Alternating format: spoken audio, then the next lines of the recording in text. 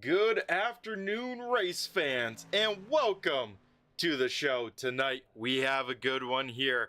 It is championship night for the Race 1 Wrap Street Stock Series here at the North Wilkesboro Speedway.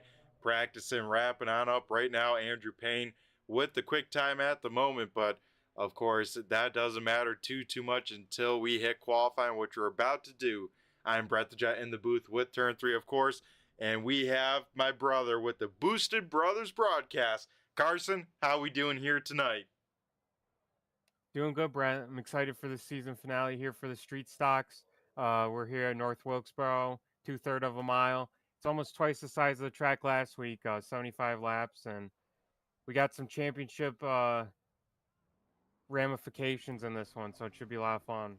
Yeah, that we do. A lot on the line, but point championship pretty much wrapped up. We'll let you know who that is once we get to the grid time here, but qualifying, Carson, underway. First cars out here. Looks like one of the first going to be the 93, fastest in practice. Andrew Payne here off of turn number 4. 93 hits a stripe. He is on the clock. Yeah, we might have a battle for the track record here tonight, Brett. Andrew Payne and Zach Nichols neck and neck in practice. Yeah, we've had yet to have an official ASRC race here in the street stocks at North Wilkesboro. So whoever walks away with the quick time will be the track champion, or at least track record holder, let's say, right? As Payne gonna abort that lap. So we head to Zach Nichols here. Looks like Nichols will abort his lap as well. Wow, Carson, a lot of people putting their eggs in one basket. We'll keep an eye on this 44 machine here as time's coming on in right now. Carson, Greggy Long with the quick time.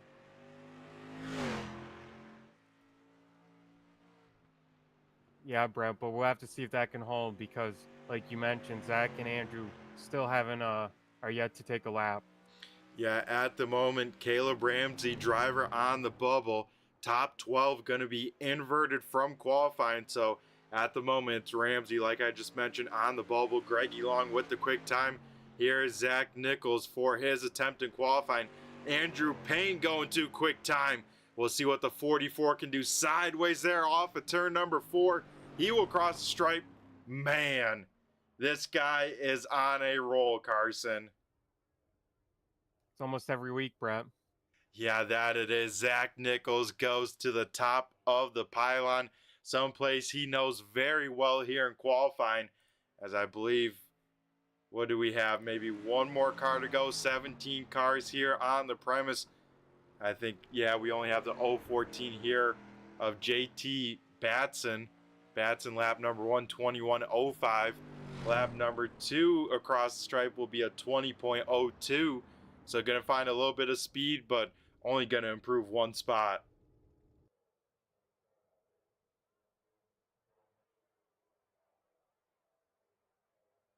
So, Brett, how do the points look? Do you think anyone's got a chance at Zach Nichols? It seems pretty unlikely here tonight.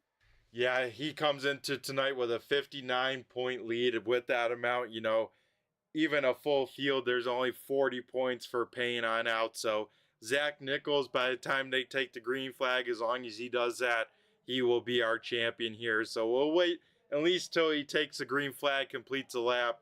But yeah, Zach Nichols going to walk away with our street stock championship. And I believe the first ever overall short track championship as well, for combining both the late model stocks and the street stock points. Yeah, on both those championships, Brett, he had a big lead points-wise coming into tonight. So I think more than likely he's got both of them clinched. Yeah, that he does. Of course, Nichols making all the shows here in the street stocks, able to run all 12. He actually even missed a late model stock race, Carson, and still had that much of advantage in the overall combined points. Well, he's been the most consistent at finishing up near the front of the field, so it does not surprise me one bit, Brett. Yeah, but then in points, you know, Carson, anything can happen. Second through fifth are only separated by 18 points between those 4 drivers.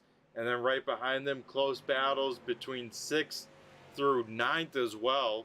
That only separated by 20 points or so. So still a lot of racing to be had here tonight for where people finalize in the standing in the order, let's say.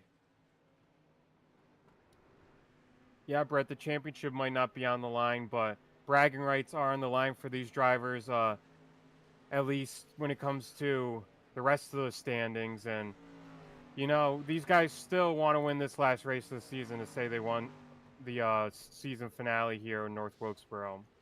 Oh yeah, for sure. I mean, a win here at ASRC does wonders for you. It is a big bragging point, let's say, when all things are said and done. So definitely still a lot to race for here tonight. 75 laps going to be the distance here, folks. So going to be a shorter race, going to be a sprint to the finish. It's going to be exciting to watch. But yeah, as here we go, warm up, wrapping on up. Let's get ready to walk through tonight's starting grid.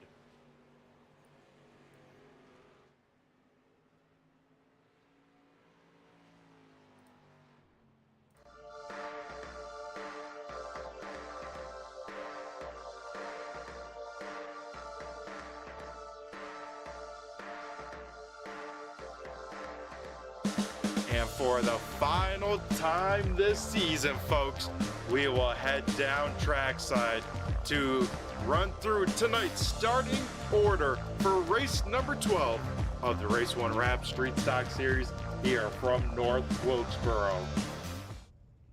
Starting order will look like the following. Leading the field to green will be the friend from the north, Carson. It is Devin McDonald in the number 18 Quick Time Machine. Tis outside our driver in the 52, Jeff Dillon. He comes into tonight's second in point, still looking for his first win of the season. He will start outside of the front row. Rolling off P number 3 will be the 038. That is Braden Cook. Tis outside the 48 of Tim Rogers in fourth. Rounding out the top 5 here will be the 35. That is Hayden Swank. And to pick up from there, to his outside, starting in the 6th position, will be the 7 car of Pete Dillon. Starting 7th inside next row will be the 51 of Ron Hart. Starting 8th to his outside will be the 02 of Jimmy Gauker. 9th to go to Chuck Darling, and then on his outside to round out the top 10, looks like he got an EOL now, though. It's the 17 of Greg Long. Yep, Greg Long, last week's winner, will start at the tail of the field. So then we head to P number 11, that being Andrew Payne in the 93. Starting in 12th with the quick time, Zach Nichols in the 44. 13th going to Caleb Ramsey in the 41. 14th is Zach Hoyer in the 13. Rounding out the top 15 is Dave Payton in that 38 machine. And then to pick up from there, starting 16th, we saw him during qualifying. It's the 014 of JT Batson. 17th will go the 2 of Demeester. And then Zach Nichols back there too with the invert. Looks like Brett. No Jane Kratachi though here tonight. Doesn't look like he's gonna make the show. Yeah, it looks like he will not make the call by the time the drivers will get the green flag here. So yeah, like you mentioned, Greggy Long, of course, last week's winner. He's going to start the back, and as you mentioned, Carson, Zach Nichols going to take an EOL. He just wants to make sure he takes a green flag, and then he walks away with another Street Stock Championship.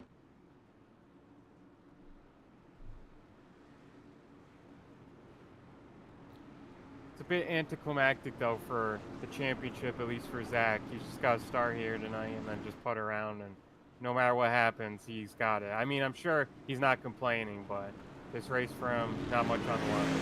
Yep, not much, but here we go. We go green flag racing as Dev McDonald leads the field down into turn number 1. It looks like everyone down and away pretty cleanly here. Jeff Dillon gonna get the run on the outside. He will take the race lead here and will probably lead at the stripe as, we got trouble here on the backstretch as balloons are let go, but a few cars around here. Greggy Long slow.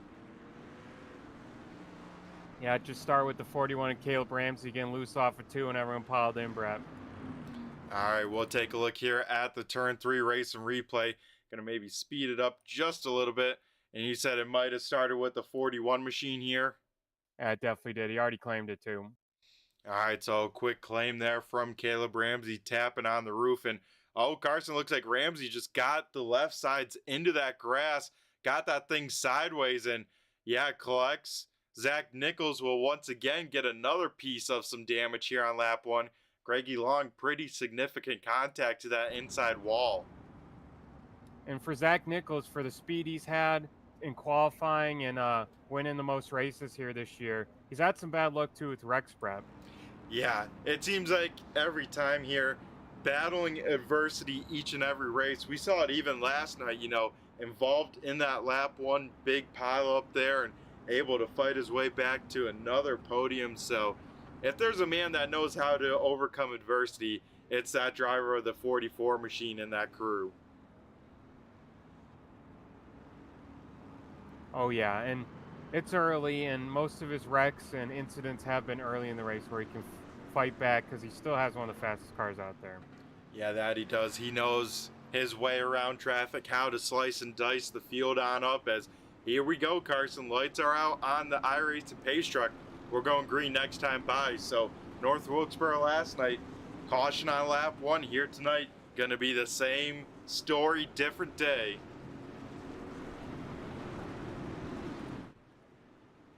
Yeah, Brett, let's hope we get in a good green flag run here after this. Yep, as we go back to green flag here, Dev McDonald a little bit slow on the start. Jeff Dillon will get away with a nice lead over the rest of the field. Tim Rogers going in his second, 3 wide off of turn number 2. Aggression early, Brett. These guys want to move up in the point standings, even if they can't win it all. Like I said, bragging rights are on the line and trying to win this season finale. Yeah, that they are, and these guys, some of them already have their heads down here early, as also Pete Dillon up trying to get second place from Devin McDonald. 2x2 for a good amount of the field, as everyone trying to figure out what pace they want to run, and with it only being 75 laps, I assume a lot of drivers have their head down saying, hey, I got to get to the front. As man, we see a lot of cars sliding around here tonight. It looks like this setup on the looser side, so I'm sure these drivers having fun inside these race cars. Yeah, I saw Ron get really loose there. And man, that guy can drive a loose race car, bro. We've seen it throughout the years here and all the series at ASRC. He's a wheel man. Yeah, and it seems like most guys here in the league like a looser race car. That way they can still control the race car, get it to where it needs to go with at least the front end, and just, really be able to drive off the right rear depending on how they like to drive it. As old man Braden Cook tank slaps the wall there off of turn number 4 further in the back.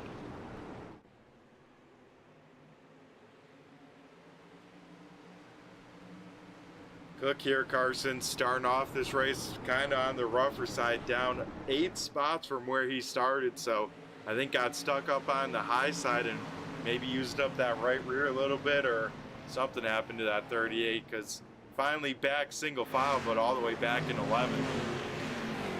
Yeah, Brad, he started 3rd, like you said, dropped 8 spots to 11th, and how about he ran the same practice and qualifying time? You don't see that very often. No, you do not, so that is definitely some consistency being shown by the 038 machine as we head back up, back towards the front here, top 5 single file down. Now it's Zach Coyer trying to make a move here on Dev McDonald. Coyer down low, McDonald up top. So it seems like McDonald's on the wrong side of the freight train. But on the flip side of someone losing some positions, Zach Coyer here at the moment already up 8 spots. So this 13 machine on a mission. Yeah, Brad, like we mentioned, I think a few races ago, he has not gotten a win in any series in ASRC, so he's trying to break through here tonight. And man, he has a fast race car, and he's working his way up through the field. Like you said, 8 spots in 13 laps, that's dang impressive. Yeah, that it is. So we'll see if he can continue to keep the pace. So that's going to be the real question, if he burns up his stuff too early or what may happen. But right now, he is looking pretty good here, trying to knock on the door here for a top 5, putting the pressure on the back bumper of Hayden Swank.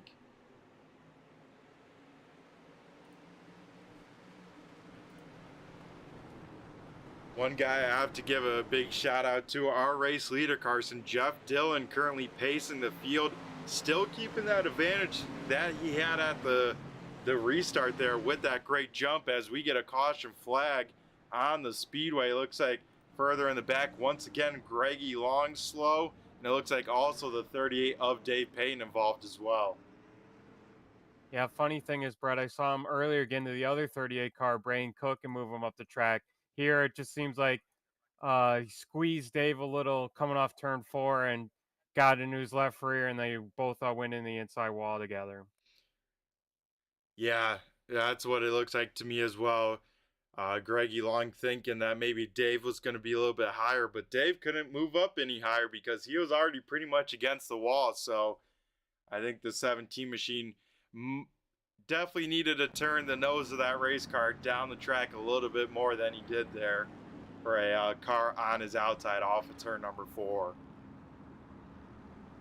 And he's already claimed that one, Brett. So nice quick claim there from Greggy.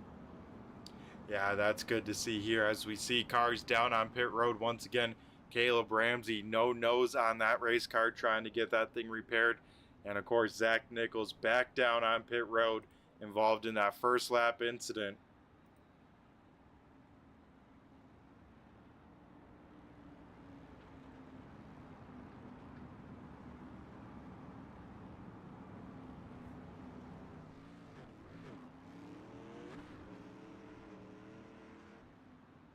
And Brett, Jeff Dillon, he probably wishes he had one more race. Like we said, the championship gap is insurmountable here tonight, but he's trying to do his best effort to to make the interval look closer than it actually was with the win here. Yeah, and so far he's doing exactly that, leading all the laps so far here tonight. And once again, going to lead the field to another restart. But now has Tim Rogers to his outside, so it's going to be Rogers Dillon here on the front row for restart number 2.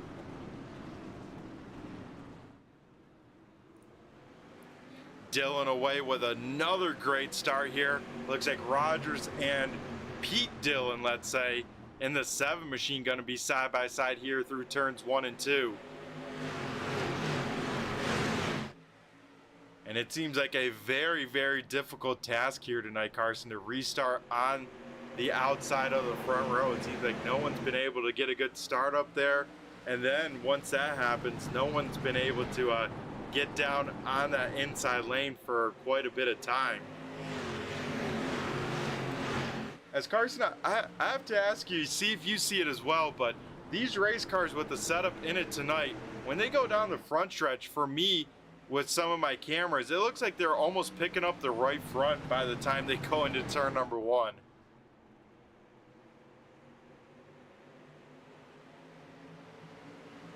Not sure if it's an iRacing visual glitch or if these setups are just, you know, that soft sprung in the left rear, but for at least me, I can see sometimes, especially we saw in qualifying when they're up on that high lane, coming up the hill into turn number 1, sometimes it looks like they're picking up their right front just ever so slightly.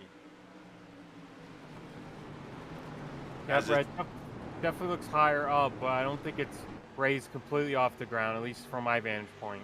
Oh, okay.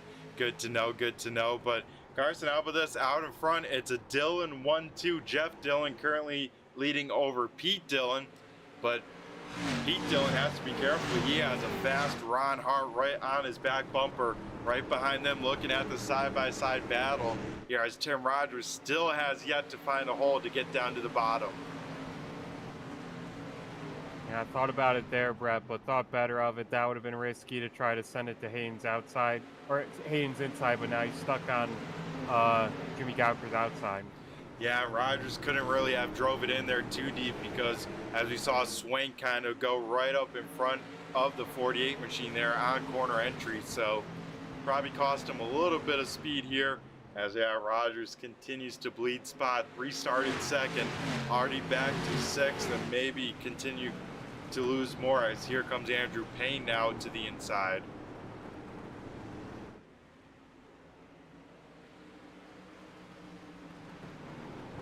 As, oh man, aggressive move there made by Coyer. He wanted to get to the bottom, forced his way down in front of the 88 of Chuck Darling there.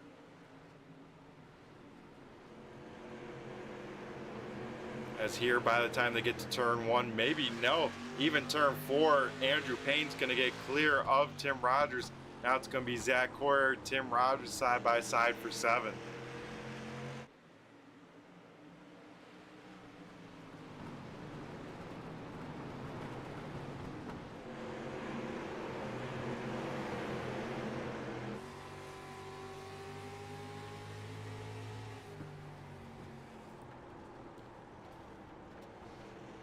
Trying to ride on board with Tim Rogers here. Very, very difficult here to run the outside lane here at North Wilkesboro, especially with these low horsepower race cars. You can get away with it, especially in, you know, a super late model or a NASCAR car, because you got that extra power. Here with these big heavy street stocks and the lower horsepower that they have, it just makes that longer distance around the track that much slower and that much more difficult, let's say.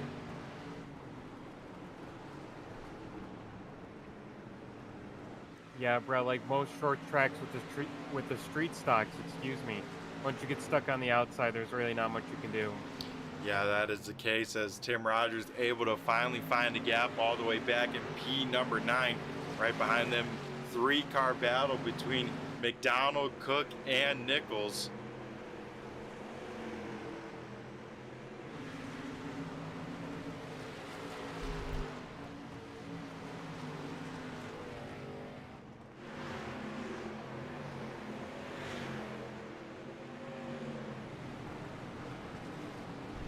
Cook not able to complete the pass there on McDonald, so McDonald will hold off 10th position as Cook will pancake the wall there off of turn number 4.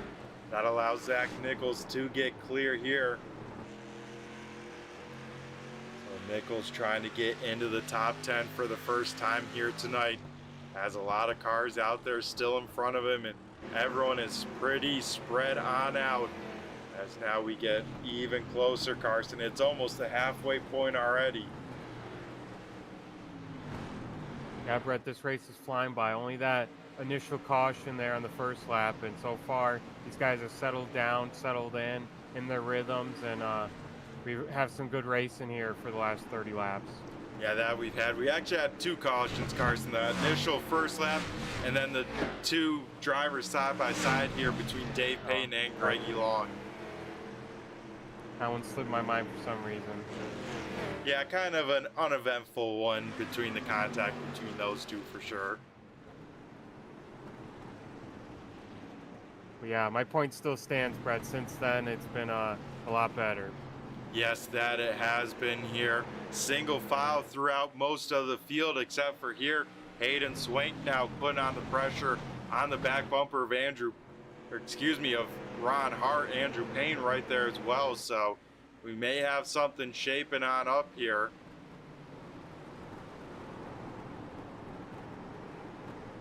As Ron Hart losing a little bit of pace the last couple times on by.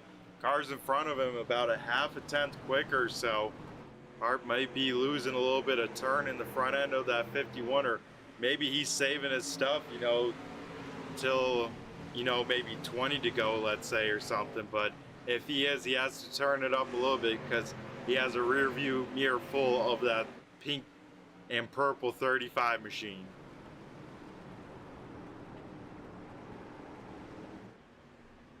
Yeah, and a good bounce back effort for Hayden. He's had a tough season. It'd be nice to end it with a win here at North Wilkesboro if he can pull it off. Yeah, that it would be here riding on board with Ron Hart. Looking back at the left rear quarter panel, Andrew Payne going to look to the inside of Hayden Swank. And Carson, last time by, we're cross flags already. Halfway down, halfway home in championship night.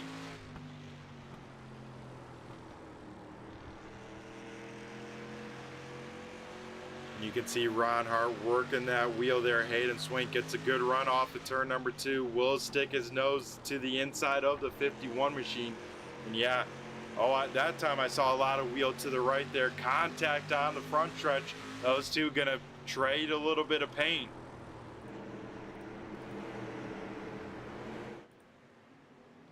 So side-by-side battle for a podium spot further on back. Tim Rogers now trying to get around Zach Hoyer.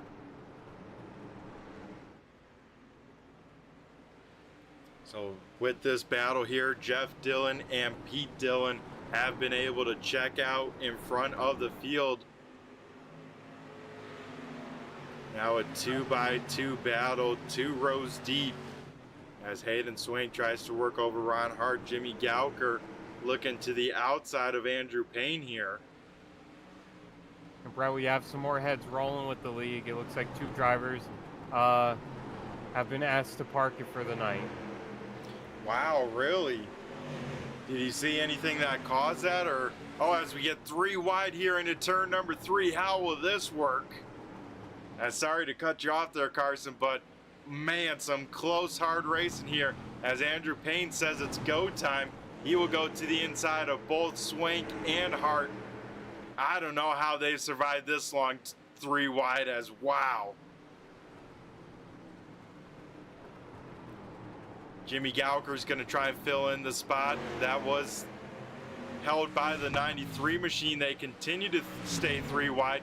Now we'll go back to 2 here as Gauker works the inside of Swank. Ron Hart looking back to the inside of Andrew Payne, gets a little bit loose, so won't have the run down the backstretch.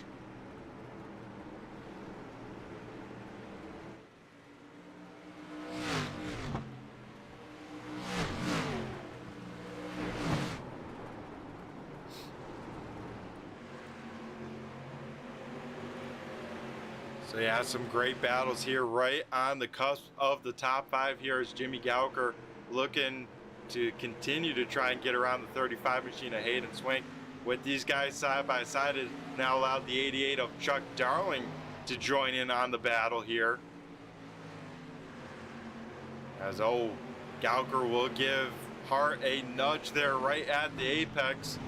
No harm, no foul, just a little bit of, hey man, I'm here and I'm looking to try and go, like I just saw the 93 start to check on out.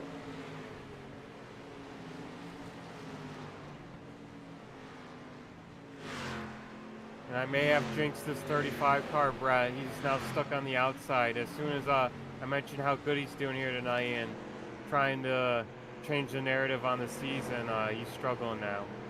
Yeah, that he was able to actually hold off the spot from Chuck Darling, so we'll hang on to 6 here at the moment as Darling once again looks to the inside of the 35 machine. And yeah, any update on the 17 or the 41, Carson? Just, you know, tempers flaring, seeing red mist, racing with no respect between the 2, and I think Tanner had enough of it. All right, well, appreciate the update there as, oh man, some cars big time sideways there off of turn number 2. I think Hayden Swank and Chuck Darling both got the grass. That allows now, here comes Tim Rogers and Zach Nichols, so a pair of red cars here closing on to the battle of the top 5.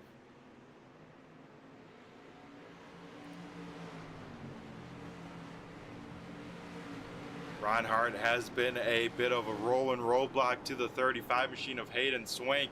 Looks like Swank gonna try and get clear of the 51, won't do it down the front stretch. And like I mentioned before, with these guys side by side, it's allowing the field behind them to catch them here very quickly. Guys in front have already pulled away to about 2 seconds of an advantage when they were able to get on by us. Yeah, it looks like Ron Hart's car going away, Carson. Looks like that right rear begging for mercy, and with no caution flags to cool it on down, it's only going to get hotter. Yeah, Brett, once you start cooking the tires, you're in trouble. You're just trying to hold on to that thing and save what you got left on the treads. Yeah, that they are trying to do here. As, oh man, big time sideways for Chuck Darling. He somehow saves that race car, you know, loses a couple spots because of it. But man, he was heading straight to that inside wall there off of turn number 4. Yeah, heck of a save. He's had some bad luck these last couple weeks with wrecks, so he would have been really not happy if he wrecked again here tonight. Yeah, he just wants to finish a race and finish it halfway decently. And so far having a race like that here, but is going to have to try and rework around Ron Hart. And he's got now 2 other fast cars in front of him, that being the 48 of Rogers and the 44 of Nichols. Up in front, you know, the battle for the race lead starting to heat on up. This time by at the stripe will be hands and toes to go. It's going to be 20 to go. And Pete Dillon has been putting the pressure on. Jeff Dillon has been within a car length here. But Andrew Payne has also closed the gap to now about a second as well.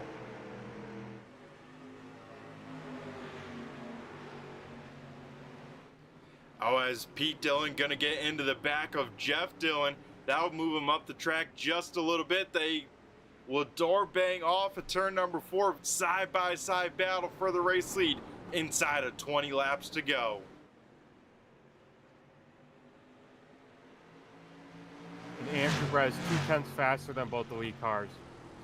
Wow, Payne is on a mission, and especially with these guys getting stuck side by side like this is now going to allow the 93 to catch even quicker, as he is now, within 2 car lengths. Here comes Andrew Payne. It's going to be a 3-horse race for this lead unless we get a caution flag. Also here, Carson, looks like the 13 machine of Zach Coyer down on pit road here tonight.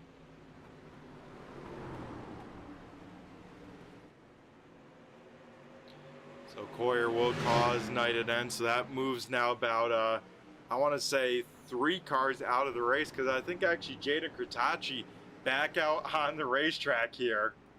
Yeah, that he is. He sits only, you know, a few laps down at 36 laps down, but he is out here doing laps as battle for second. Now, Pete Dillon has gotten the race lead. Jeff Dillon falls back to 3rd.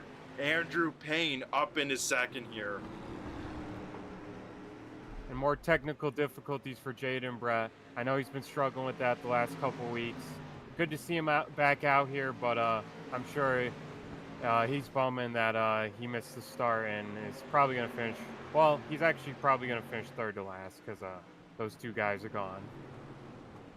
Yeah, I think he'll just have enough laps maybe to jump them in position, but Pete Dillon now pacing the field, took the lead with 16 to go.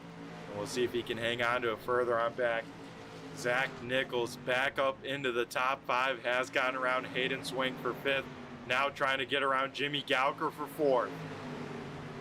These two had a little bit of contact last night, Carson.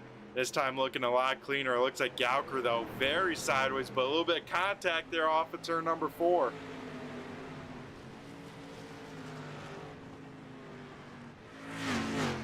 So Zach Nichols able to get up into 4th. Tim Rogers trying to get to 5th.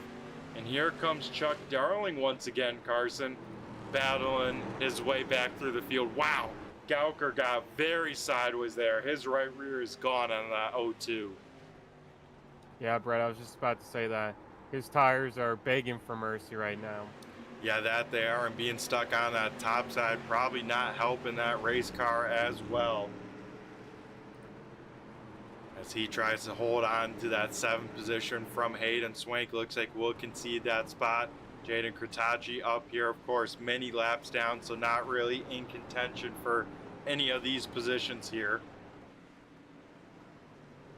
Yeah, he's in contention for last because that computer issue. But how about Gauker saving that thing a couple times, Brett? That thing was literally drifting. Again, he's still drifting it. Yeah, he is wheeling that race car, trying to make it to the end. But here with 10 laps to go, Pete Dillon will see the 10 to go first. But now has Andrew Payne within a car length here. It's going to be a good one to this finish here. As you can see, Dillon continue to get just a little sideways there off of turn number 4. Looks like Ron Hart also taking that 51 machine pit side, so Hart will call tonight. That moved Dave Payton, JT Batson, and John DeMeester to 11th, 12th, and 13th here, so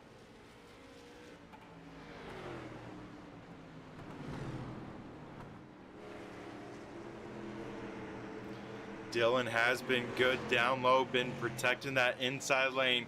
Andrew Payne trying to build up some of that momentum, trying to wait for a mistake from the 7. And Carson, I think we might have a little bit of lap traffic here before the end of this one.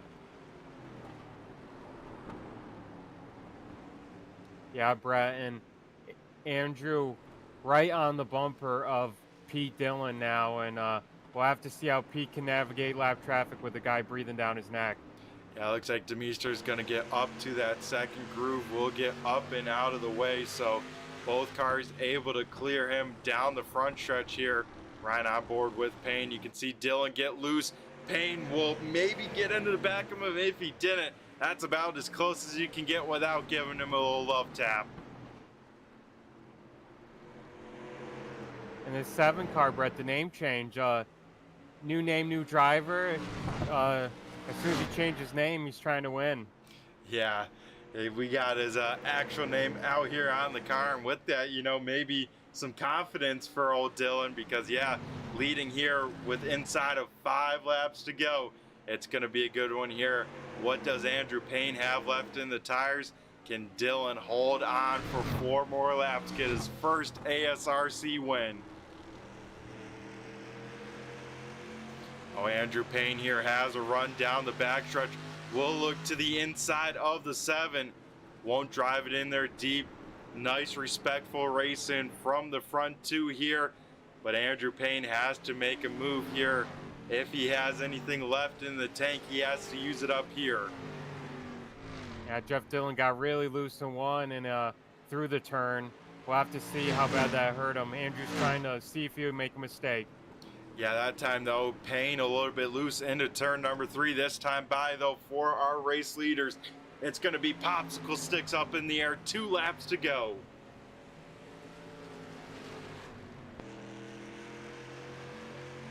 Pete Dillon has given himself a little bit more breathing room here. About a car length and a half now. So you'll have to wait as, he gets a little bit loose there off right at the apex here, but continues to get a good run. White flag, 1 more lap to go. Yeah, Andrew's faster in 1 and 2, but Pete Dillon is faster in 3 and 4, and I don't think Andrew's going to have enough for him. He's got 1 more shot here, 2 turns. Yeah, that he does. They'll sail through 3 and 4 for the final time, but off of turn number 4, it's going to be Pete Dillon picking up his first checkered flag here on championship night. It'll be Pete Dillon, Andrew Payne, Jeff Dillon, top 3. Zach Nichols will rebound to 4th. Tim Rogers rounding out the top 5. Man, that was some good racing. Carson flying out by 75 laps, only 2 yellows. Yep, just those 2 early in the race, and we're green since. Love to see that. Congrats to Pete getting his first win here in the Streeters. I believe also his first win in all of ASRC, Brett. Yeah, I think so as well. So we wait for this 7 machine to stop here on the front stretch. He will burn it on down here at the old North Wilkesboro Speedway. So Pete Dillon picking up his first checkered flag here, and I know he'll be pumped up to talk to us here after the race. Have 4 cars here parked at the start finish line. That of course being our top 3 and then our champion. So don't go anywhere, folks. Have a busy, jam-packed post-race event here planned. Carson, any last words before we quickly head on over to a commercial break? It was a great race, Brett. Congrats to Zach Nichols. He's the champion. He just had to start, like we mentioned, before the race. And congrats to Pete. It is his first win in the Streeters and in ASRC. Yeah, awesome stuff here, folks. So we'll throw it to a quick commercial break. Get everyone ready to interview, as we have a lot of chatting still ahead of us, folks. So we'll be right back after a quick commercial break.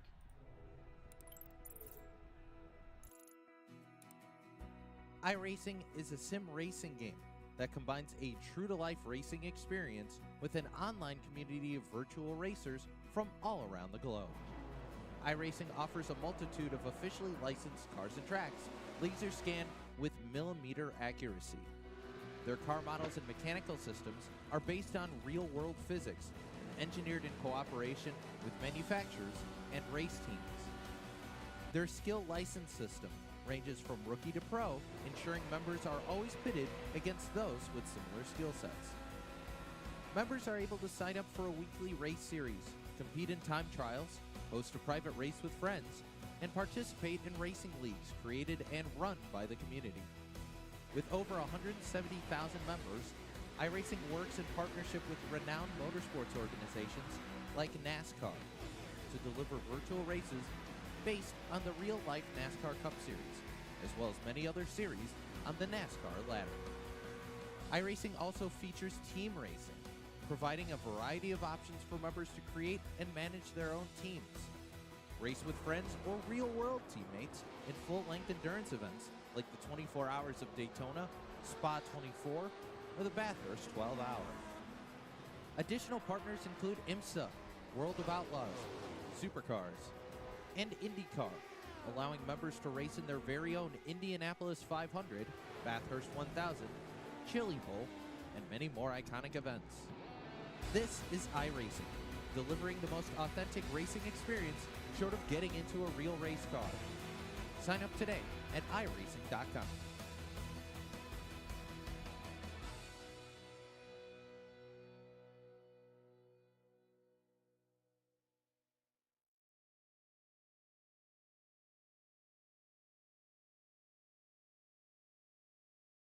Alrighty, folks, we are back here at the North Wilkesboro Speedway. Going to be chatting with our top three here first, then our champion. So first driver we'll be talking to is our third place finisher, that being the 52 machine of Jeff Dillon. Jeff, you got a copy? 10-4, I got you. Alrighty, my man. So race is over here. You led the majority of the laps. Would you just need a little bit differently there at the end? Probably for the driver to be a little bit smarter. I was trying to play offense tonight and make this guys run a little faster than they wanted to, but I mean, I knew in the long run it was gonna hurt me. But I just want to kind of space things out there. So I just need to be a little smarter and back up the pace, save my tires. But I just want to gap everyone and just hope for it to stay green, which it did for the most part. Just didn't get enough of a gap there to kind of hold it as the race went on. Yeah, and with you saying, you know, the tires start going away, what does that mean? Does it just get less grip? And here tonight, it seemed like it was the right rear that started to go first. Yeah, I kind of noticed that this car kind of driving a little different, so I was starting to get a little snug through the center, but it was making kind of like a push loose on exit, so I was having to back up the corners more than I wanted to, but it was already loose going in, so trying to use more brake wasn't always the most comfortable thing. So yeah, just trying to back the turns up more, and I saw those guys catching me, and I was like, yeah, I'm probably not gonna be able to hold those guys off. Yeah, but you did a hard-fought battle, like we said, Jeff, you know, leading the most laps here tonight. Got to start on the front row. I'm sure that felt pretty good for you. Was the game plan, like you said, kind of on offense, so, you know, take the lead as quickly as you can there right from the get-go?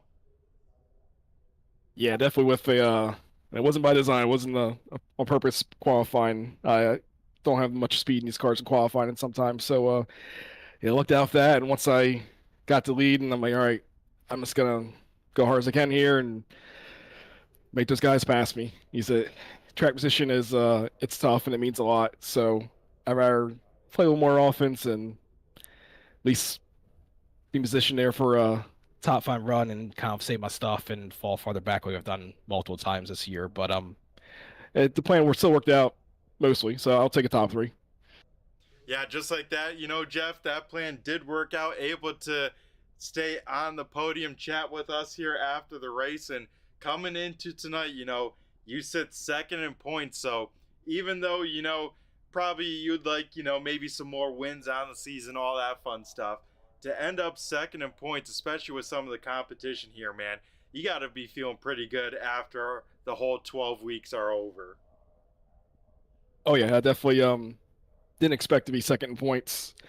Yeah, by the time I checked it halfway through the season, I'm like, all right, things are going pretty good, you know, as far as that. So yeah, definitely very thankful to have the runs I did, and I think the inverts helped out as well, kind of shaking up the starting lineup because, you know, we got some guys here that are just super fast, and it's invert did a good job of just making those guys unfortunately work a little harder, but it kind of brought us all kind of tighter together. So it worked out, but yeah, I appreciate how things went, and definitely had a little more speed in the last season, so I'll take it. Yeah, building that momentum. Jeff, you have been, always seems like consistently finishing better here, especially in the point side of things. So, will we see you in a future season as well? What's the game plan there? What's the off-season prep like? And what are the thought processes with all that good stuff?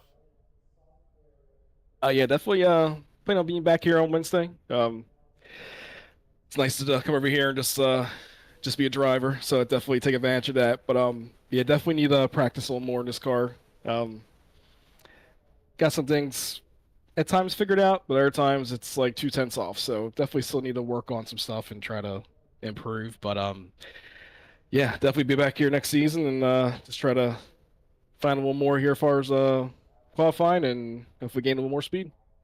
Yeah, we definitely look forward to having you back for another season, Jeff. And yeah, like you mentioned there previously, behind the driver's seat in this series, but that's not always the case. What other cool stuff is this 52 machine up to during the week? Yeah, on Mondays I put on the driver slash admin hat and run a super late model short track league, all pro sim racing league. So yeah, we do our best over there, and season just started. Luckily, we had you out there 2 weeks ago, and yeah, we're getting things going there. But it's as fun as that is, it's always nice just to hop in here and just drive and not have to worry about everything else. So it works out at times both sides. So this is kind of our my off night per night, coming over here on Wednesday and just be able to drive. But yeah, definitely Mondays is busy, and Tuesdays, yeah, I can't race with you guys unfortunately as I'm finishing that stuff up. But definitely it's a fun time coming over here on Wednesday. Yeah, definitely a lot more laid back because I like to tell people, even especially with the admin hat on, you get racers, they still got the racer mentality, but it's virtual race cars. So it's always tough to juggle all that because I'm sure you know the pain. There's a lot that goes on behind the scenes as well as trying to keep all these drivers in line. Oh yeah, yeah. I feel for the admins and everyone from the owner to all the admins and even you guys in the booth. It's a lot of work trying to keep everyone straight and trying to make everyone happy, but yet enforce the rules. So it's a lot of work and it's tough, but it works out good for everyone who's not part of it because they see how smooth things run. And as I see over here, you show up, you run, it's a good time, and everything goes smooth for us, just normal members. So yeah, but it's definitely fun to do that side of it, but also fun to come over here and just be able to turn the wheel.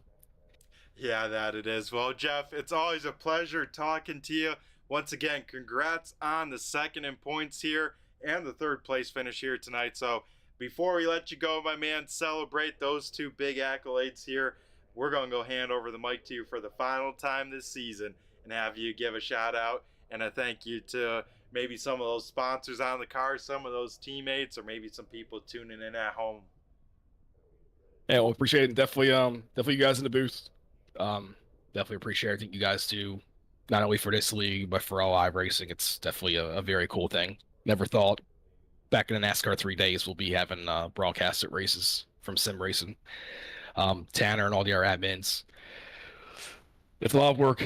I get it. So it's a lot of headaches. So I appreciate everything they do to keep us all online. And yeah, Zach, Ramsey, Mark. I know Mark hasn't been here lately, but those three definitely nice to bounce ideas off of them and try some of their ideas. But and the other drivers, I know we had a couple weeks there where things were eventful, but for the most part things were pretty smooth. But yeah, that appreciate you guys and catch you next season. Yeah, we will for sure catch you next season, Jeff. So you, my man, enjoy the few off weeks, a little bit of a breather, and we look forward to seeing the 52 machine back on track. So have a good one, my man. Thank you. Appreciate it. All righty, Carson. That was our third place finisher and runner up in the points, Jeff Dillon. Yeah, Brett, like I said, he probably wishes he had one more race to see what he could have done with trying to catch Zach Nichols there in the points, but just a little too late there. And still, though, very solid second place points finish. I'm sure he's very happy with that. Yeah, I'm sure he is as well. So now we'll head to our runner-up finisher here tonight. that being the 93 machine of Andrew Payne. And I think with this finish, uh, may just finish outside of the top 10 in points, might just clip on him, but we'll get a word here from our runner-up finisher, Andrew Payne. Andrew, do you got a copy? I got a copy. Alrighty, my man. How we feeling after what probably felt like a pretty quick sprint after the race last night, right? Oh yeah, for sure. Tonight was a total 180 from how last night went, but man, I'm tired. That was having to wheel that thing pretty good there towards the end. The right rear was not too happy with me, but I had a ton of fun.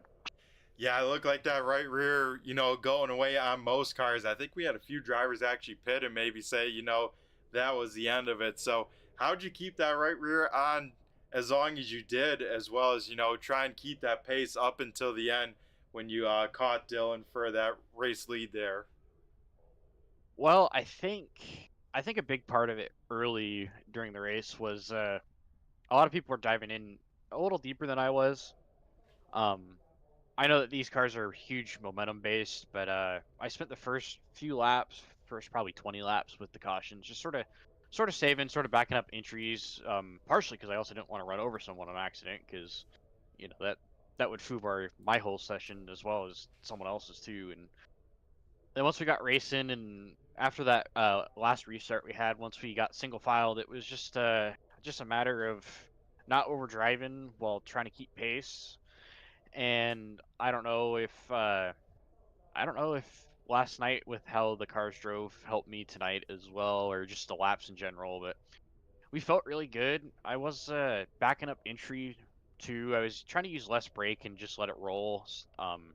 It seemed to work a lot better than I thought, but it just and then once I started pushing towards the end there to catch both Jeff and Pete, it started to go a little bit.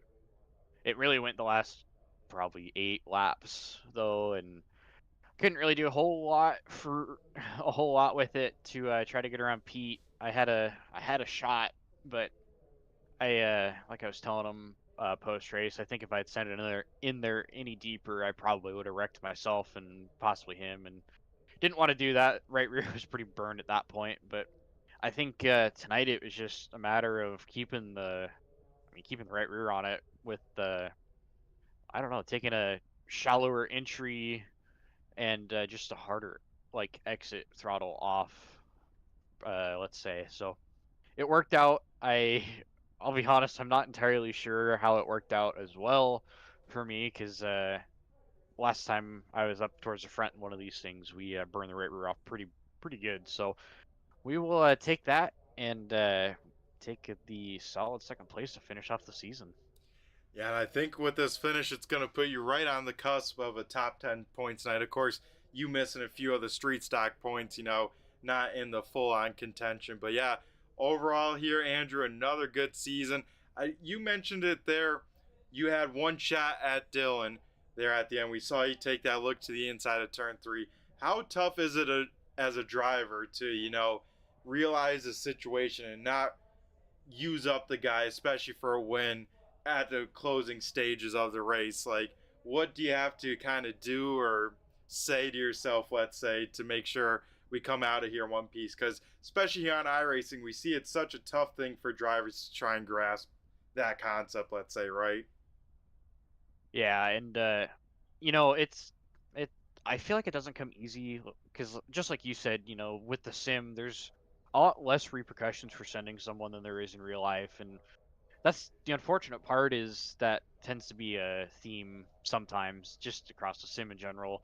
But I think, well, I think part of it comes from having race in real life. I know I was younger, but also having worked on race cars. For a few years as well as a crew guy, it sucks to have to rebuild cars, and I know this is a virtual car, but I like to take the same thought process and concept with that. So, um, I could have sent them to. I could have. I had an opportunity, but that's also just not how I like to race, and I think that also comes with experience. As you know, we've raced a couple times really hard, and looking back on that, I've regretted those race decisions because I don't want to race guys like that because you know it. I know it's the end of the season, but it can come back to bite you later, and or these guys just race you super hard, and you know we had a couple moments earlier in the race tonight too where I was taking it 3 wide, but I didn't do it aggressively and raced those guys clean and they raced me clean back and we never had issues. And I think not making aggressive moves at the end, trying to take a guy out, pays huge dividends in the long run when you can go out and race those guys later in races and know that they're not gonna door check you or try to get you free to get by you. And I don't know. I think it just takes time, and it also helps learning the cars too, knowing where your front bumper is to their rear bumper, and also taking into account the netcode side of things as well. Because I know sometimes people get into each other on accident with that, and sometimes the bumps become a little more aggressive with that bit of netcode. And I don't know. There's a lot of factors that go into it, but I know for myself, I don't want to race guys that way. I want to race these guys clean. A little door nudge here and there is fine by me, but flat out taking a guy out or running them 3 grooves up the track is just not my thing. Yep, it's definitely frowned upon in any league series, but especially this one here. So yeah, Andrew mentioned a lot of good stuff. I like to add, helps your perception both from the broadcaster standpoint, from me and Carson, as well as the viewers on home. They always have thoughts about drivers, what they see on screen. So when they see someone take care of another driver, it goes a long way. And I like to say it's always way better of a time if you have more friends than enemies out on track. Oh, 100%. I enjoy race with a lot of these guys. I like to think a lot of them are friends or acquaintances, and I don't think I would have that if I was racing more aggressive with some of these guys. So made some good friendships on the sim through it. So I'd like to continue doing that.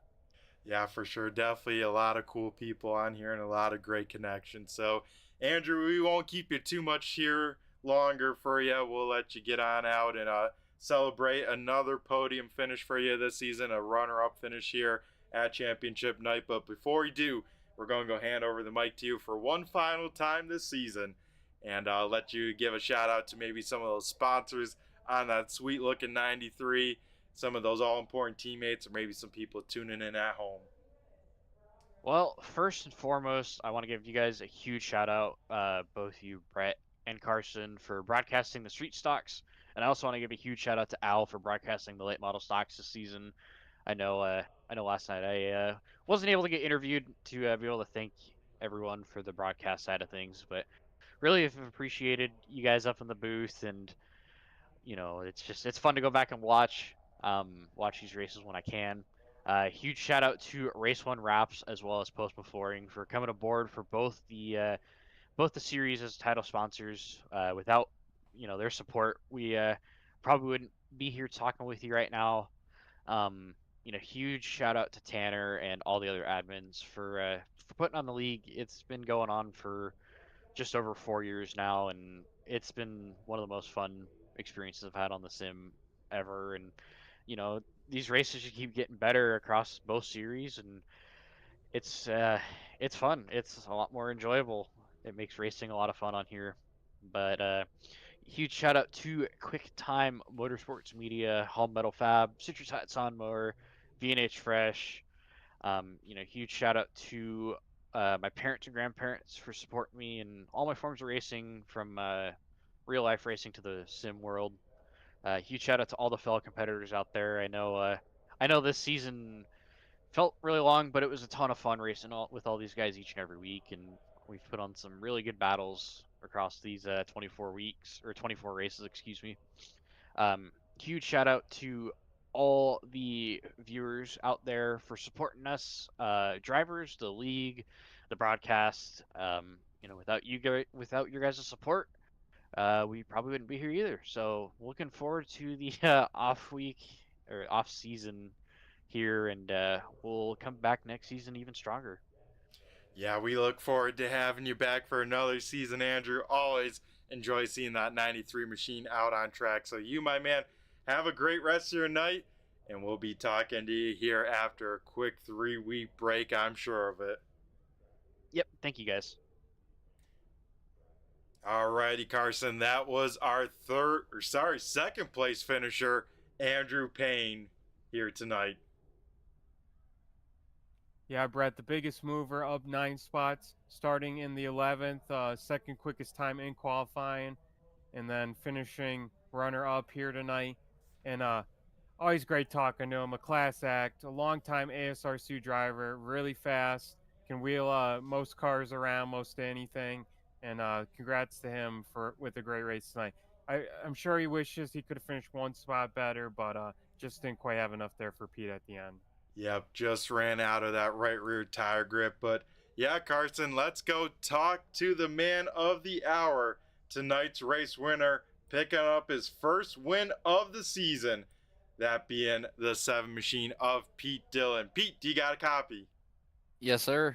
Alrighty, my man, how we feeling after a win here tonight? I still can't believe I won. I didn't think I had a shot with these guys. They were so fast. This is my 3rd race with them, and I'm usually in the back by the end of it. So, yeah, this is a shocker for me. Yeah, you seem like you had some speed, especially with the race pace. So what kind of clicked for you there to not only be able to run the pace that you were, but also, keep those cars behind you? Because Andrew Payne definitely put some pressure on you there at the end. Yeah, towards the end, I seen him. I think he was about a second and a half behind me, and I seen him coming when I was still behind Jeff. And I knew I could get to Jeff. I could see him make a mistake here and there and kind of slide the tires. So while I was riding behind him, I was just making sure that I didn't slide my tires at all and saved all I could. And once I seen him coming, I was like, okay, I got to do something before he gets here.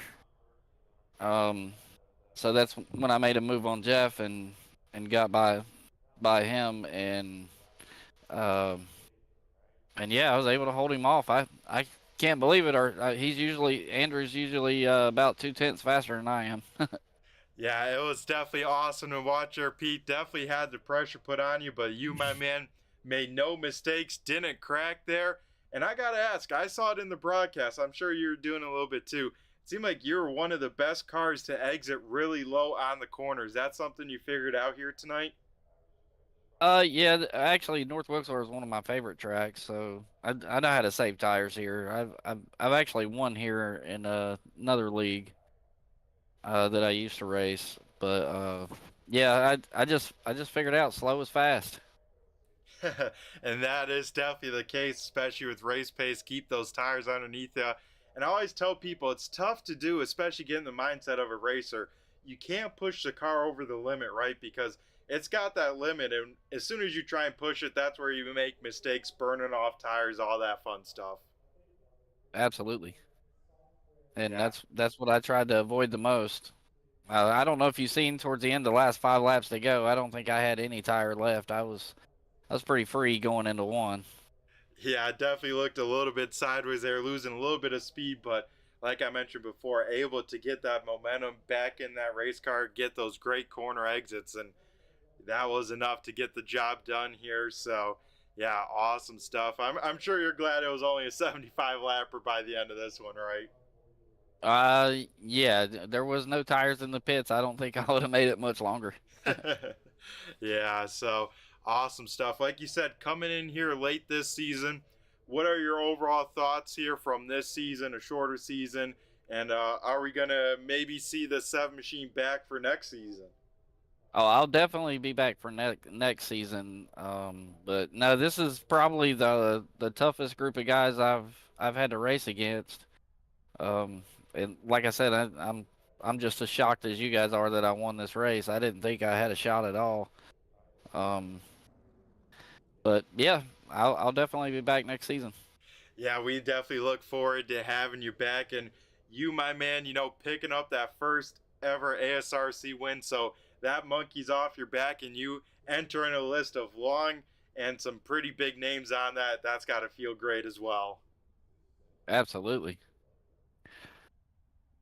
Yeah, awesome stuff, Pete. So one thing I do like to mention, especially first time chatting with a driver in the post race show, I always like to get a little bit of insight with your sim setups. You know what people are racing with, what people are looking at. So if you don't mind sharing, what do you got in front of you? What are you looking at, as well as wheel pedal combos, all that fun stuff.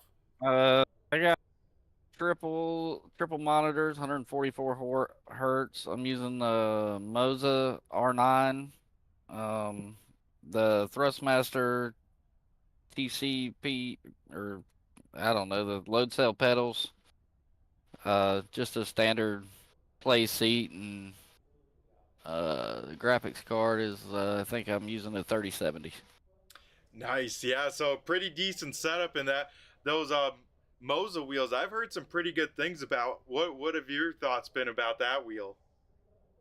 Well, I mean, I feel like there's better wheels out there, but best bang for your buck, Moza hands down. I haven't had any issues with it. I've only had it for about 4 months. I was on the T300 before I got the Moza wheel. Yeah, and what difference? Because those Moza wheels are direct drive.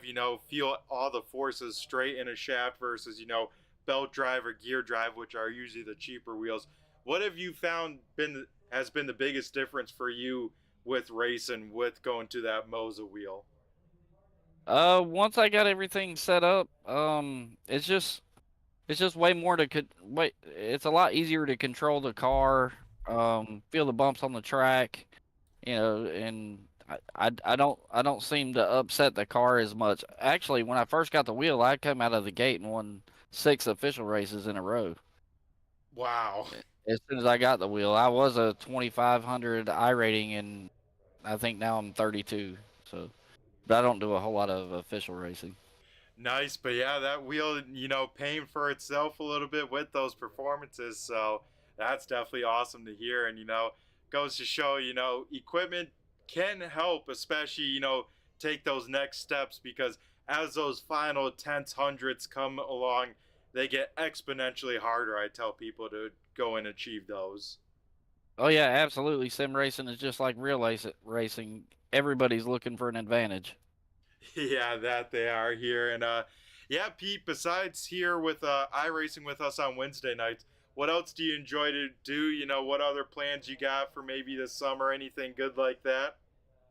I just spend time with the family. I'm an old guy. I'm 42 years old. Got 5 kids and a great fiance.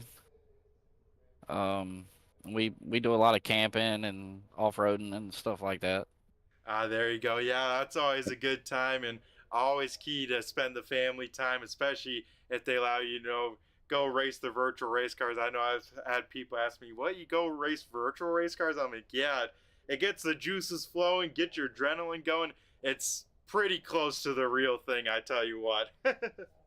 Oh, absolutely. I was covered in sweat at the end of this one, and it's a whole lot cheaper than a real race car. Yeah, that it is. You go wreck one of these, can nicely hit the reset button, where, in real life it's 20, 30 grand, it seems like these days. Exactly. Alrighty, Pete. Well, awesome chatting with you. Really appreciate you taking the time to chat with us. Once again, congrats on the win here tonight. First ever ASRC win. But before we let you go here and celebrate this win, I'm going to go hand over the mic to you and have you give thanks. Who you got to thank, whether sponsors on the car, teammates, maybe some people watching at home on the broadcast as well. All right. Yeah, I would like to thank Jimmy Gowker for pointing me the way into this league. I'd like to thank Tanner for putting the league on. I got Draymar Machine Devices on the car, and All-Star Performance and Priority 1 HVAC. And I'd like to thank the wife for letting me do this, and my daughter Chloe for watching, and I got a buddy Don out there. He's watching me tonight as well. And I think and you for the broadcast, and I think that's about it. Alrighty. Well, yeah, appreciate the shout out there, Pete. And yeah, I always like to tell people too, when you have people watching, it just helps your race that much better. So. Oh yeah, for sure. No pressure. Yeah, exactly. it makes the highs that much higher and the lows when it goes bad that much lower, sadly. Yeah. Yeah, it's nice to be up front and get some TV time, though. That's always pretty cool. I always go back and watch all the races. Yeah, definitely pretty cool. And of course, a great race. So thanks again for racing with it. Congrats on the win. So you, my man, have a great rest of your night. And I'm sure we'll be seeing you back for next season. Look forward to that. Absolute. Thank you.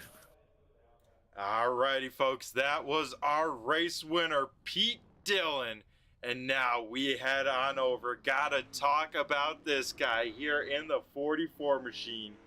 Zach Nichols gonna walk away with the Race 1 Wrap Street Stock Championship as well as the overall championship. Zach, you got a copy? Yep, we do. Alrighty, man. Talking to you 2 nights in a row. How we feeling for you? Not only late model stocks, street stocks, but the overall short track championship as well. You sweep all 3, my man. That's gotta feel good. Oh yeah, for sure, definitely feels good. And it definitely feels good because you just get a great group of guys here to race each week. And yeah, I mean it was a hard fought season with the new like inverts and whatnot, and not getting to start up front. So it definitely made it for a challenge, and luckily we were able to pull through. Yeah, and how much of a difference did that make? You know, we saw last season with the street stacks, you go on an absolute tear through that season, picking up, I think, the most wins ever in a season this season, having to go through those inverts, and I want to say start 12th, 9 times out of 10 here. Oh yeah, it definitely makes it for a challenge. Getting to start on the pole each week last season was, or remotely close to the front of the field, was a big key in a lot of the wins we had last season. But starting deep in the fields this season just definitely put a hinder on the performance and whatnot. But it was a fun season, and looking to do it again. Yeah, we look forward every time to see that 44 machine out there. But even with this invert, Zach, that still didn't stop you for the season in the street stocks. You still walked away with the most wins on the season at 3. I mean, how are we doing it now with passing as many cars as you have? Because I'm pretty sure, if not you for sure, well, definitely for sure, especially with adversity each and every race, you passed the most cars this whole season. I mean, we definitely put ourselves in a box a few times in a few races this year with, getting into people and whatnot, or like today we got involved in a crash on lap 1, and yeah, I feel like we maybe could have got some more wins or finished better in some races and whatnot, but yeah, it's some races don't go your way and some do, so just luckily we were able to have a good gap there at the end and hold on to the championship. Yeah, that you weren't. I'm sure, probably not the most pleased involved in that first lap incident, but I'm sure in the back of your mind knowing that you just had to take the green flag here tonight to walk away with both championships, that it didn't matter too much, but, you're still competitive, still a racer, want to go out and try and win this, of course. Oh, yeah, for sure. I mean, a race is a race. I like to try and at least have a shot at winning it, but I think if we didn't get that minute of damage at the very first part of the race, I probably could have got up there and made something happen. Probably not, but the tires definitely gave out there towards the end with having to push it so hard with the amount of damage we had. Yeah, and I mean, how'd you do that? Second biggest mover of the night, even with the damage, able to get through the field like you did. It would seem very difficult to pass, and then as well as that right rear, it seemed like as soon as you got it sideways, you had 1 or 2 chances, and then it just fell off a cliff. Yeah, for sure. I don't really feel like we should have finished 4th. I feel like around 7th is where we probably should have finished, but there were some people that got into each other, and we were able to just kind of sneak by there and kind of get some freebie positions. So it definitely came out better than I anticipated, but yeah, it's always good to come out ahead than what you think. Yeah, definitely the case here. Can't be too upset with a 4th when it's all said and done with the damage and everything else going on. So yeah, Zach, now you go 2 in a row for street stock championships. That hasn't been done since, I think, another driver in a super late model, but don't know who that could have been. I mean, how good does that feel? And are we coming back to try and do the all-elusive three-peat? I mean, with real life racing coming up, it's gonna be kind of hard to do every single race. So we're gonna try, but no promises on making every race. So it might be a 2 and done, or we might go for 3. It's don't know yet. Oh man, that may make a really interesting season here, Zach. Because yeah, we saw you miss a late model stock, still walk away with the championship. Probably could have missed even a street stock one and do it. So, I mean, even if you show up for 90%, man, you still have a pretty good shot. Yeah, it's a good thing to be able to, I don't know, I don't even know what to say, but yeah, this league's a ton of fun to come out each week and put on a show, and it's a ton of fun, and just looking to keep on doing it. Yeah, we definitely look forward to having you, Zach. And one thing I want to pick your brain about, you have a lot of experience here on the sim, a lot of laps done in a lot of different cars, classes, series, all that sort of stuff. The top of the top with the pro, racing with us on a short track night. What have you kind of learned, even in just this season, racing with these guys, with the skill level, the different skill level here in this league? Was there anything you picked up on, especially even with the street stocks, as these cars can be kind of an animal on their own? I mean, I don't really think I picked up on much, but just wasn't really a big short track racer before I joined in this league. I was mostly into the NASCAR realm, and it definitely made me think more about the short track side of iRacing. It's definitely fun, but it's definitely different than the NASCAR stuff with like saving tires and just going hard and whatnot. Oh yeah, definitely. And short track stuff, can always get a bad rap with how close contact is, but here in this league we try and keep that to a minimum so drivers can go out there and race their cars versus trying to worry about X, Y, and Z driver, getting into them. Yeah, for sure. I mean, there's a couple of those. I'm not gonna name no names, but yeah, there's definitely a few of those, and sometimes you gotta watch out for them. Yep, that's always the give and take and the keys of survival. I like to tell people with short track racing. So, Zach here, once again, congrats on the championships here, sweeping all of them, walking away with all the hardware. So, was there any turning point in the season that you saw things coming around, or when did you know you had a shot at this? Was it loaded into that first race? I mean, I really didn't think it was gonna be a close battle all the way to the end with Ron, and then Ron missed a couple races, and then we kind of got a decent sized points gap to second. And after last week, I thought it was close, but then you said we had it wrapped up. So it's nice to be able to have that gap. But I definitely think if Ron made all the races, it would have been real close coming to North Wilkesboro. Yeah, I think with you gonna maybe miss a few races next season and other drivers missing, I think we should have like 2 drop weeks or something in there, really shake things on up. It's not a bad idea. Well, maybe I have to talk to the admins over here, see what strings I can pull. But Zach, the night is yours here tonight. Once again, congrats on all 3 big trophies here. So before we let you go, collect that hardware. Hopefully you have a spot for all those. But first and foremost, I think there's a lot of people you got to shout out to for this success on this season in general.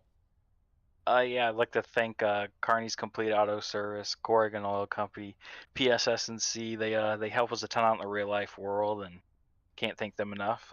You guys for broadcasting. You guys do a great job each week in and week out. All the league admins for putting this whole deal on, like Race One Wraps and Tanner and Postma Flooring on the late model side, and they're a big part to making this series go. And my dad's watching, my uncle Kenny's watching, my sister's watching. I'd like to shout them all out, and all my teammates. Awesome stuff, Zach. And before we let you go, one last thing. Where can we stay up to date with the real life racing, and what's the plans with that this season? You can see us on Facebook at Nichols Racing, and just running the dwarf cars again. It's a ton of fun I feel like the dwarf cars is kind of like this, is everyone respects each other, and it's a great bunch of people. Yeah, we definitely look forward to seeing all the updates here this season, and best of luck to you with that side of stuff. That's about to kick on off here before we know it. So, Zach, night is yours. Go out here, celebrate it on up, and we'll see you hopefully back in 3 weeks' time. Have a good one, my man. Yep, you too. Alrighty, folks, that was our season champion of the Race 1 Wrap Street Stock Series, Zach Nichols, getting the job done, as well as the overall short track champion, Zach Nichols, walking away with all 3 pieces of big hardware. Big shout out to him, because like we see when he loads into a session, man, he can be the class of the field and defends his street stock championship, going 2 in a row. So that will do it here for the post-race show, everyone. We're going to go start wrapping things on up, trying to get everyone out of here at a decent time. So we're going to go run through tonight's finishing order and put a cap on this season, 2025, season number 1 of the Race 1 Wrap Street Stock Series. So Pete Dillon in the number 7 machine picks up his first ever ASRC win. Andrew Payne in the 93 will finish second. Jeff Dillon in the 52 machine ends up second in points. He will finish third. Zach Nichols, our champion here, will finish in fourth in the 44. And then it's Tim Rogers in the 48, rounding out the top 5. Chuck Darling will claw back to a 6th place finish in the 88. Hayden Swank will finish 7th in the 35. Then it is the 18 car, Devin McDonald, our pole sitter, will finish 8th. 9th going to Braden Cook in the 038. Jimmy Gowker will hang on to a top 10 finish in the 02. Dave Payton will finish 11th. 12th going to JT Batson. 13th is John DeMeester. 14th Ron Hart. 15th Zach Kors. 16th Jaden Kratachi. Finishing 17th is Caleb Ramsey. And Greggy Long will round out the field here tonight. So once again, have to give a big shout out to all the racers coming out here every season, all the races to put on the show that all of us can enjoy. Have to give a big shout out to the American Sim Racing Club for being the admins, the race control, pulling all the strings behind the scenes to make this happen. If you're looking for a great short track league that races on Tuesdays and Wednesday nights, be sure to check them out on Facebook, X, or our Discord. Also, of course, like I mentioned, got to give a big shout out to all the live viewers and the replay viewers. We had Steven, Chloe, Caleb, all in the chat. So appreciate all you guys giving me some extra points to talk about. And of course, the other big one I got to give a shout out to. Looks like he has left the booth, had to make an emergency run, but have to give a big shout out to my brother Carson, coming on with me this season, being the co-commentator, taking the time out of his day, doing an awesome job with it. So have to give a big shout out to you, Carson. Also, with Turn 3 Racing Network, we are partnered with that logo in the bottom right of your screen. That is Premier Setup Shops. You can click the link in the description. There's one down there that will take you over to Premier. Even if you don't buy anything, a click would go a long way. Show that them supporting us and allow us to do what we do, that we can do the same and support them back. So once again, of course, got to give a big shout out. Got to throw it at least up on screen for a moment. Race 1 Wraps. They do some really, really cool stuff, from race car wraps, t-shirts, fan boards, and all sorts of other cool stuff, commercial stuff. So if you're looking in the market for a good looking wrap, be sure to check out race1wraps.com and like them on Facebook at Race 1. So that will do it here for tonight. Another season wrapped on up. You can catch race in action from the American Sim Racing Club in 3 weeks' time. Have a little bit of an off break, a little bit of a breather, then back to short track racing action on Tuesday and Wednesday nights. So everyone, have a great rest of your night. Everyone take care, stay safe, enjoy the time off. I know I will. So I have been Brett the Jet in the booth, and I just flew by you. Thanks again, everyone, and take care.